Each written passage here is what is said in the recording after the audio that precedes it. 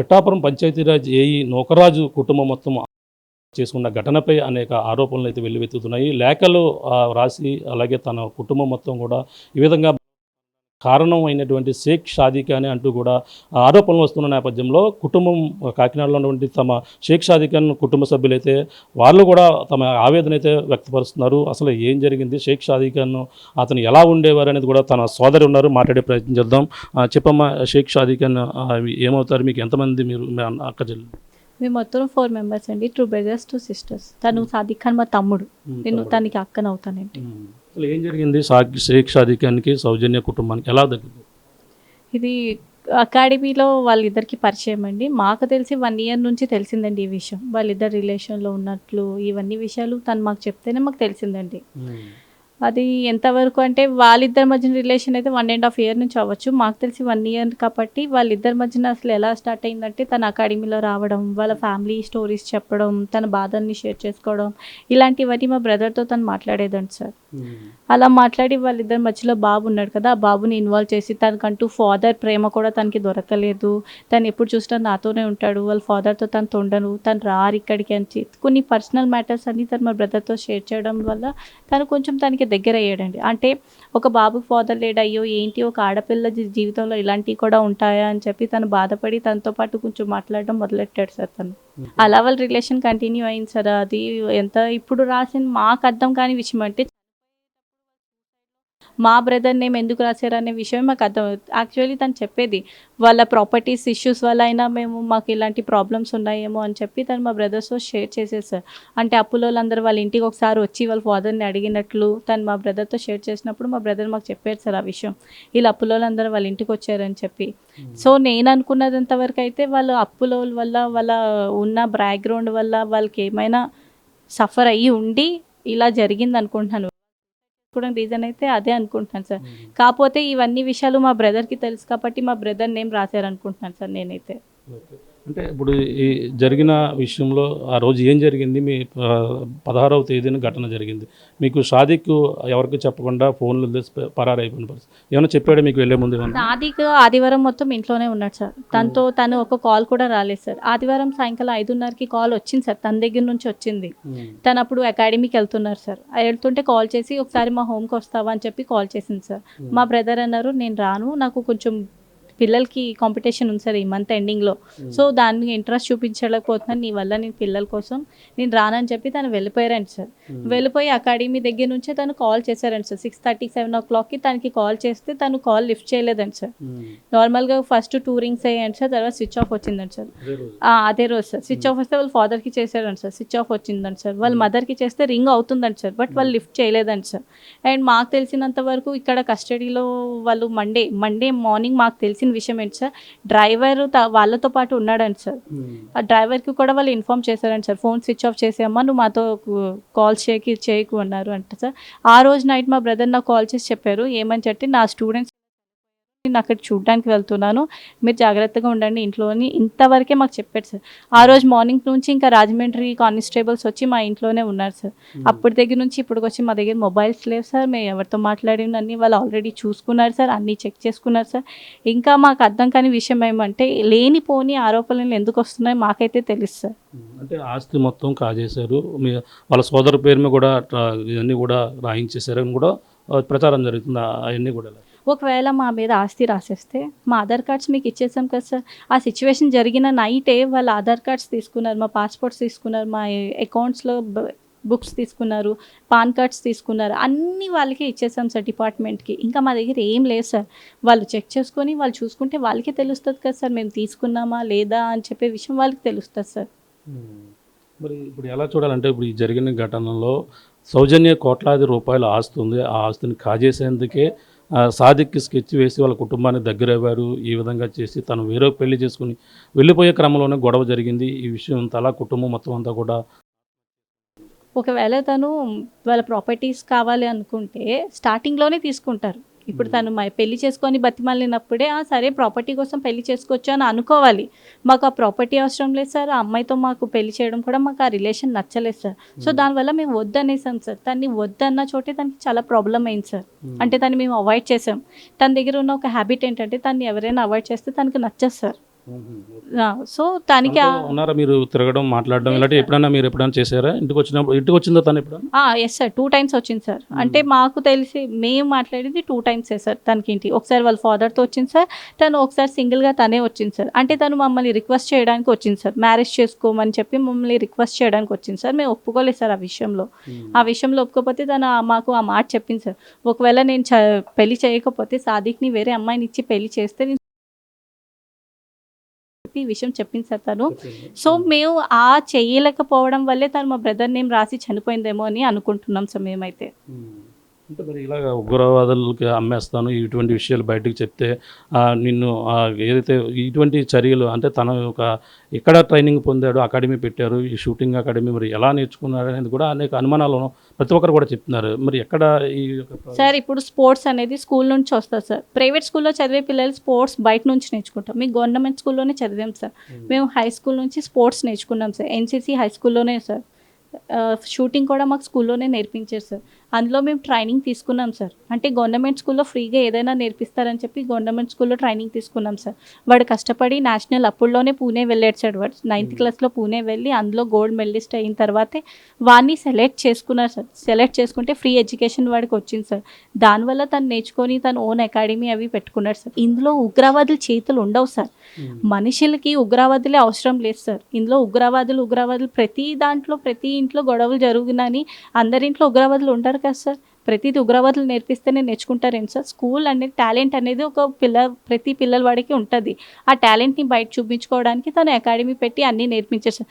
ఒకవేళ మేము నిజంగా ఉగ్రవాదులు అయితే మా పేరు మీద ఇప్పుడుకొచ్చి వాళ్ళు డిపార్ట్మెంట్ ఆల్రెడీ ఎంక్వైరీ చేసుకునే ఉండదు సార్. వాళ్ళు మా చిన్నప్పటి నుంచి మా ఫాదర్ చిన్నప్పటి నుంచి ఇదే ఏరియా సార్ మాది, వేరే ఏరియా కాదు సార్. ఇదే ఏరియా మాది, ఇక్కడే సార్ మొత్తం అంతని. సో వాళ్ళు ఎంక్వైరీ చేసుకున్న దాంట్లో వాళ్ళకి పాజిటివ్ వచ్చింది సార్. మా మీద ఏం నెగిటివ్స్ లేవు సార్. ఇప్పుడు వచ్చి ఎవరైనా ఇలాంటి పిల్లవాడిని తీసుకెళ్ళి అక్కడికి ఇచ్చేస్తామని బెదిరింపులు అయితే కాదు సార్. ఒకవేళ అలా చేస్తుంటే ఆ అబ్బాయి వాళ్ళ ఫాదర్ని మా బ్రదర్ ముందు ఎందుకు తిట్టాలి సార్? వాళ్ళ సౌజన్య వాళ్ళ బాబు వాళ్ళ ఫాదర్ని తిట్టేవాడు సార్. అంటే వాళ్ళ సౌజన్య వాళ్ళ హస్బెండ్ని తిట్టి మా బ్రదర్ని డాడీ అని పిలిచేవాడు సార్. మా భాషలో అబ్బు అని పిలిచేవాడు సార్. అలా పిలిచినప్పుడు కూడా మా బ్రదర్ని మీరు తిట్టాం సార్. అలా నీకు నేర్చుకోవాలని సాదిక్కే చెప్పేవాడు. నాకు ఇలాగా ఇవన్నీ కూడా నేర్చుకోమన్నాడు. ఇస్లామిక్ బుక్స్ ఇచ్చి ఇలా చెప్పేవాడు, అలా అనుమనేవాడు. బలవంతం లేకపోతే నిన్ను చంపేస్తాను, ఉగ్రవాదులకు అమ్మేస్తాను, ఇలాంటివి చెప్పాడని కూడా. అవన్నీ అబద్ధాలు సార్. నిజంగా అయితే మా బ్రదర్ చేస్తుంటే తనంతటే తను నాకు కాల్ చేసి నా సైజ్ బుర్కా తీసుకురా అని చెప్పి తను నాకు ఎందుకు ఫోన్ చేయాలి, బుర్కా ఎందుకు అడగాలి సార్? సౌజన్య గారు. అది 6 months అవుతుంది సార్. నేను అప్పుడు హైదరాబాద్లో ఉండేదాన్ని సార్. నన్ను బుర్కా కావాలని చెప్పి తను మా బ్రదర్ చెప్తే మా బ్రదర్ నాకు చెప్పారు సార్, ఎలా తనకి బుర్కా కావాలంటే ఒక బుర్కా తీసుకురా అని చెప్పి నేను బుర్కా తీసుకొచ్చాను సార్. తనంతటే తను మా దాంట్లోకి వచ్చింది సార్. మా బ్రదర్తో బయట తిరగాలంటే తను నార్మల్గా తిరగలేదు సార్. ఒకవేళ అలా తిరిగి ఉంటే ఈ పార్టీకి ఇంత దూరం వచ్చేసి కదా సార్. ఇష్యూ పబ్లిక్కి తెలిసేది, వాళ్ళ అమ్మ ఇలా తిరుగుతుంది అని చెప్పి అందరికీ తెలిసేది సార్. యాక్చువల్లీ బుర్కా వేసుకొని మా బ్రదర్తో బయటకు వెళ్ళేది సార్.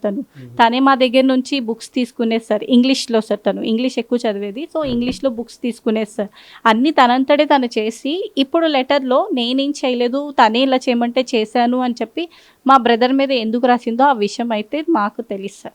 లవ్ జిహాదీ అంశం అంటే ఈ విధంగా అటువంటివి ఉంటాయని మీరు అసలు ఈ విధంగా మరి ఒత్తిడి చేశారనే నా ఉద్దేశంతోనే మేము ఈ విధంగా హిందూ దేవుళ్ళని పూజించే వాళ్ళు మేము చేయలేం, అతను చెప్పినట్టుగా ఉండలేం. ఒకవేళ ఆ విధంగా కుటుంబం మొత్తం అక్కడ కూడా గొడవ జరిగింది, గొడవలోనే ఇటువంటి అంశాలు ఆ రోజు ముందు రోజు కూడా గొడవ జరిగాయి, ఇటువంటి అంటున్నారు. అబద్ధాలు సార్. ఒకవేళ మేము అలా తన్ని మేమే వద్దనుకున్నాం సార్.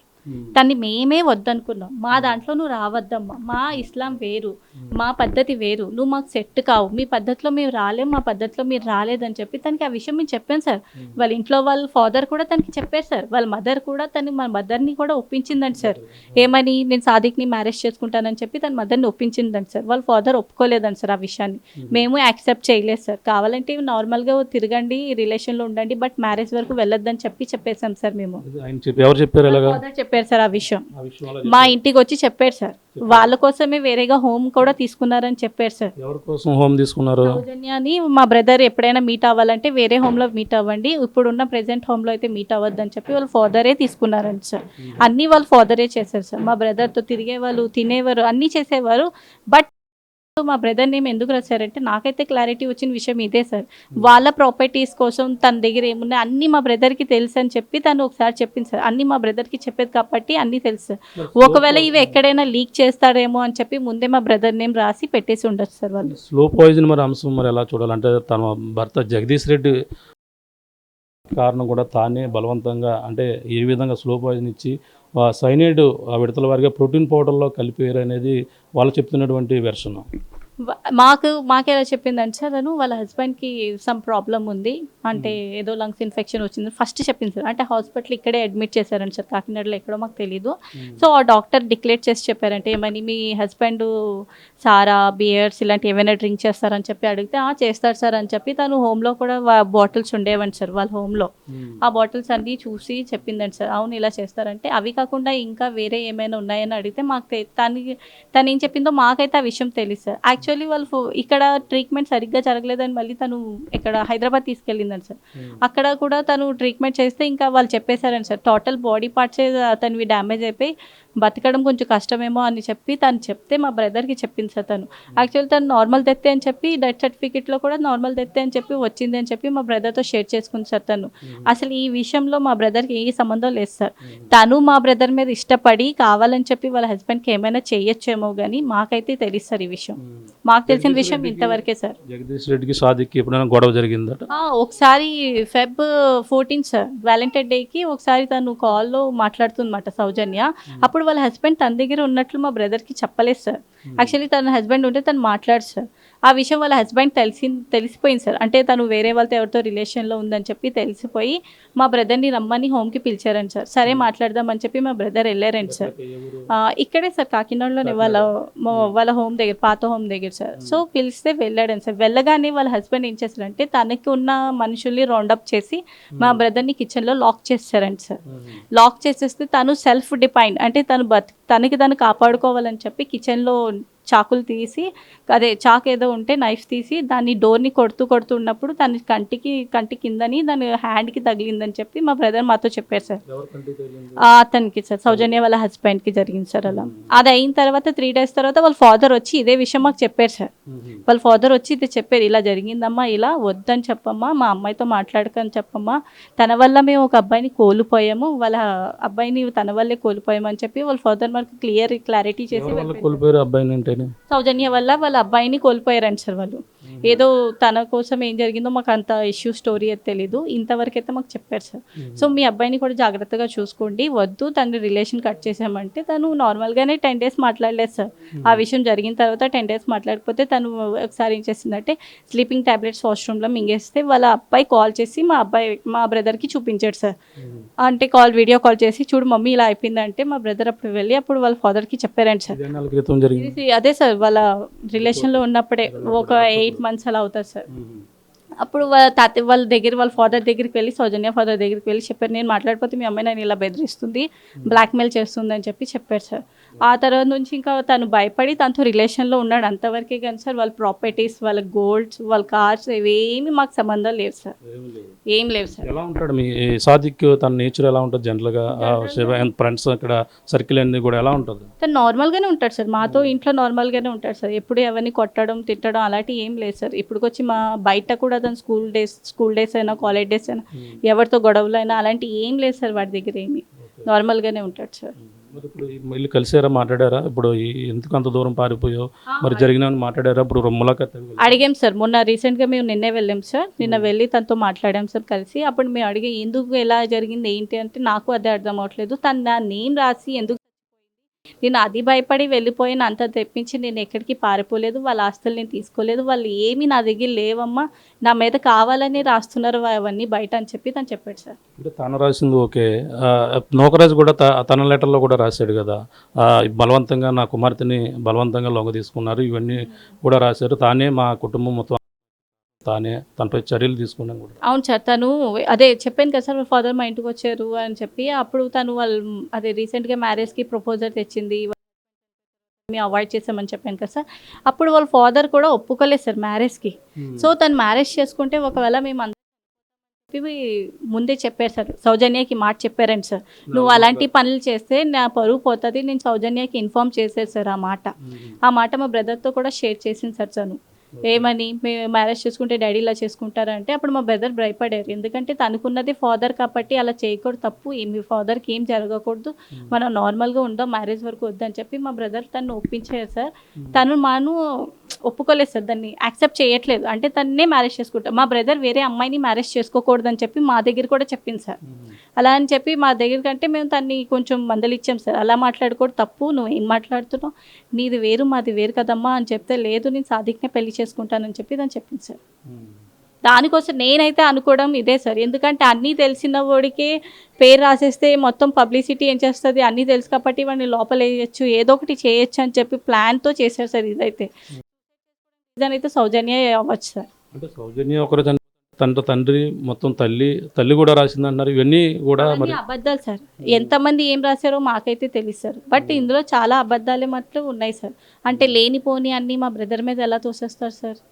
అంటే మత మార్పిడి ఇటువంటి అవేమేమి అడగలేదు సార్, తనే దగ్గరకు వచ్చింది, తనే బుర్కా అడిగింది, తనే బుక్స్ తీసుకుంది, తనే చదివింది. వాళ్ళ అబ్బాయిని కూడా మా బ్రదర్తో ఫోన్స్లో స్టోరీస్ అడిగేవాడు వాళ్ళ అబ్బాయి సార్, చిన్న అబ్బాయి ఉన్నాడు కదా, వాళ్ళ అబ్బాయి స్టోరీస్ చెప్పు డాడీ స్టోరీస్ చెప్పు నాకు, లేకపోతే నాకు నిద్ర రాదు అనేవాడు. ఇవన్నీ వాళ్ళే చేసి చివరిలో మా తమ్ముడిని ఎందుకు ఇరికించారో మాకైతే తెలియదు సార్. ఇది పరిస్థితి. సాదిక్ యొక్క సోదరి ఎవరైతే అక్క అయితే జరిగిన విషయం అంతా కూడా నూకరాజు కుటుంబం జరిగినటువంటి అంశాలు ఏవైతే ఉన్నాయో అన్నీ కూడా క్లియర్గా చెప్పినటువంటి పరిస్థితి. అంటే తానే ఎవరైతే సౌజన్య ఉన్నారో సౌజన్యే తనకు ఇష్టమని చెప్పడం, ఈ విధంగా మతం మారడానికి తనే ఇష్టపడడం, ఇటువంటి అంశాలన్నీ కూడా తానే వచ్చి బలవంతంగా ఇటువంటి మాట్లాడుతున్న నేపథ్యంలో నూకరాజు గారు కూడా ఇక్కడికి రావడం, ఇటువంటివన్నీ కూడా జరిగాయి. కానీ మరి ఇందుకు ఈ విధంగా చేసి పెళ్లి చేసుకుంటారని కూడా తను ఇంటికి వచ్చి మాట్లాడే పరిణామాలు కూడా ఇవన్నీ కూడా కొంచెం ఇటువంటి అంశాలన్నీ కూడా ఒక్కొక్కటి కూడా తెలుస్తుంటే సంచలనంగానే మారినటువంటి పరిస్థితి ఉంది. కానీ సాదిక్ ఈ విధంగా తన భర్త ఈ విధంగా ఉంటున్నారు, తన భర్త వ్యవహార శైలి బాగోలేదు, ఇటువంటి ఈ విధంగా మాట్లాడుకుంటూ తన కుటుంబ ఉన్నటువంటి సమస్యలు ఇవన్నీ కూడా చెప్పుకుంటూ దగ్గరవి ఈ విధంగా తనతో పాటు ఉన్నటువంటి సౌజన్య చివరికి తన సోదరుడిని ఈ విధంగా ఇరికించి ఈ లెటర్లు రాసి తన జైలు పాలు చేసడం చాలా దుర్మార్గం అంటూ కూడా చెప్పుకొస్తున్నారు. మేమంతా కూడా ఇక్కడే పుట్టాం, ఇక్కడే పెరిగాం, కానీ ఈ విధంగా మేము ఏదో గురవాదులతో సంబంధాలు ఉన్నాయని రకరకాల ప్రచారాలు చేయడం సరైనది కాదంటూ కూడా ఏదైతే షేక్ షాదిక్ ఖాన్ కుటుంబ సభ్యులైతే చెబుతున్నటువంటి పరిస్థితి ప్రధానంగా కనపడుతుందని చెప్పాలి. ఇది కూడా తాజా పరిస్థితి. కెమెరాలతో ప్రకాష్, ఆర్టీవీ, కాకినాడ నుంచి.